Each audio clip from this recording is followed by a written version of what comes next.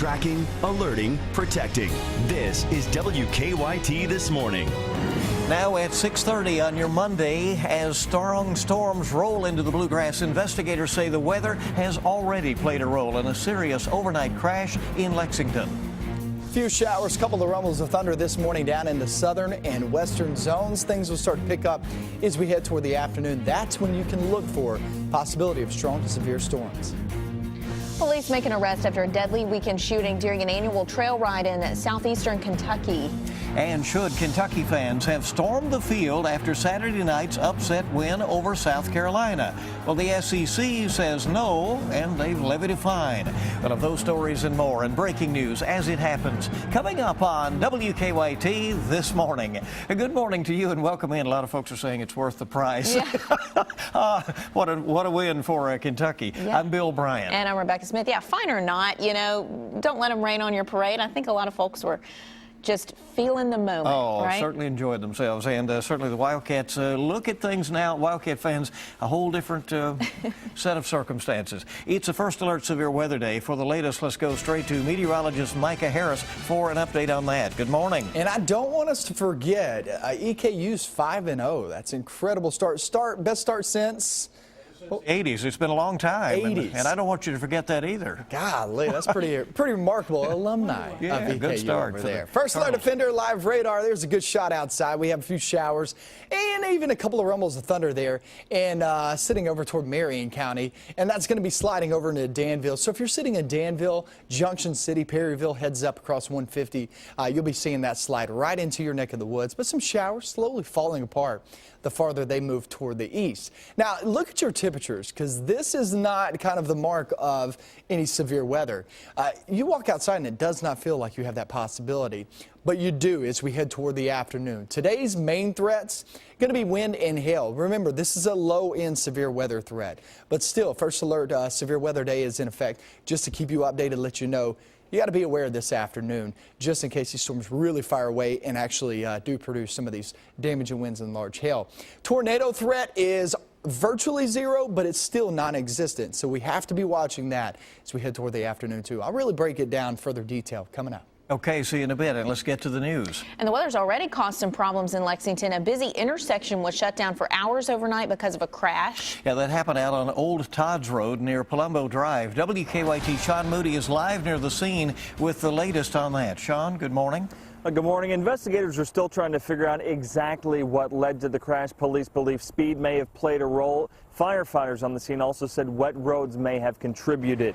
Police say the crash happened just before midnight. They say a woman was driving outbound on Old Todd's Road when she lost control and crashed into a tree. Accident investigators spent a couple of hours trying to piece things together out here. Old Todd's Road was shut down between Palumbo and Caden Lane until just before 2 o'clock this morning. Now, at this hour, we haven't heard how the woman who was driving that car is doing. Police said they did rush her to UK Hospital with life-threatening injuries. Live in Lexington, Sean Moody, WKYT.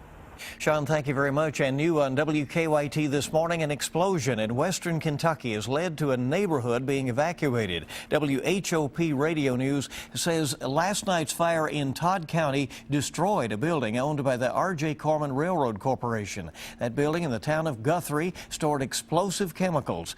The mayor there says that made fighting the fire very dangerous. At least a dozen people worked at the R.J. Corman building. That radio station says no one was hurt, and those evacuated have now been allowed back into their homes. We're tracking a crime alert this morning in Lexington after a deadly home invasion. Police say a man was shot to death by two masked men. As police search for suspects, the victim's employer is stepping up to help his family. WKYT's Mark Barber is live in Lexington to explain. Good morning. Good morning, Rebecca. Many who worked with Darnell Bates here at Goo Goo Car Wash on North Limestone say the 36-year-old death has left them angry and confused.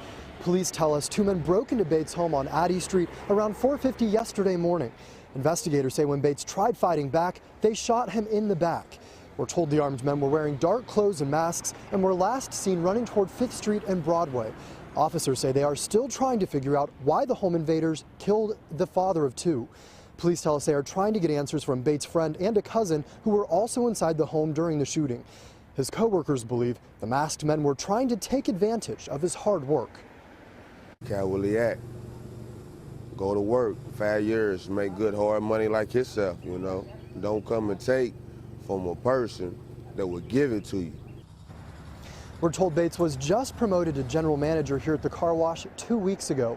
The car wash has now set up a donation jar to take money for his 11-year-old daughter, as well as to help cover his funeral costs. Live in Lexington, Mark Barber, WKYT. A young man is dead after a shooting on the Eastern Kentucky Trail. It happened early Sunday morning during the annual Fall Knott County Trail Ride. Police say 21-year-old Miles Hamilton shot and killed 19-year-old Zachary Murphy. Investigators say the two started arguing and were separated by police before Hamilton returned with a gun. Folks at the event say there should have been more police there. They need to be added, sure do, and they'd be on foot where they could see and hear people, you know, maybe stop it before it gets out of control, you know. Well, we're told Murphy would have celebrated his 20th birthday tomorrow. It's coming up on 6:36 on WKYT this morning. A fourth person has now been charged in that violent robbery over in Danville. Police say a 16-year-old was arrested Friday in Harrodsburg, and he is charged with robbery and assault. Now, that arrest comes as Rico Penix, Robin Adams, and Patrick Brand will be arraigned today on the same charges. Police say the group robbed the Danville Domino's last month and shot the clerk, 21-year-old Zoe Reed. A former UK football player is in ICU this morning after falling 35 feet at Commonwealth Stadium. The university says Brad Durham fell from the upper deck just before Saturday night's game ended.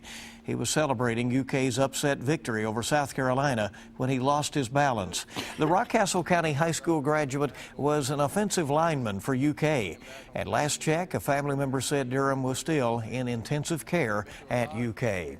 All of that celebrating comes with a price. The University of Kentucky is going to have to pony up a $25,000 fine after fans rushed the field.